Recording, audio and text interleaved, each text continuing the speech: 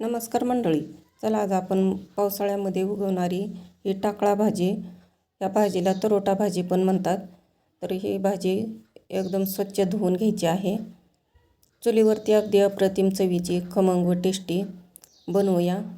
तर कढईमध्ये ही भाजी टाकून थोडंसं पाणी टाकून झाकून ठेवायचं आहे. 5 मिनिट वाफवून घ्यायची. ही भाजी आता काढून घेतली. त्यामध्ये 2 चमचे तेल टाकलं. जाडसर ठेचून घेतलेला लसूण, 4-5 हिरव्या मिरच्या, बारीक चिरून घेतलेला कांदा, हे चांगलं तेलामध्ये परतून घ्यायचं आहे. भाजीमध्ये थंड पाणी टाकून ही भाजी थोडीशी कडवट असते,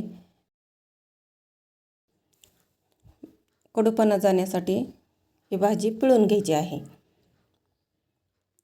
आणि प्लेटमध्ये असे मोकळे मोकळे करून घ्यायचे आहे. पानं एकमेकाला चिटकतात. ही औषधी गुणकारी भाजी आहे.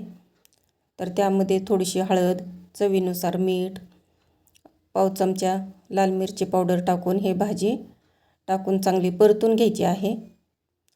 यामध्ये शेंगदाण्याचं कूट हे टाकायचं आहे. माझ्याकडनं व्हिडिओ कट झालेला आहे. हे झाली तरोट्याची भाजी तयार. आवडल्यास नक्की लाईक करा, शेअर करा, सबस्क्राईब करा, करून पहा.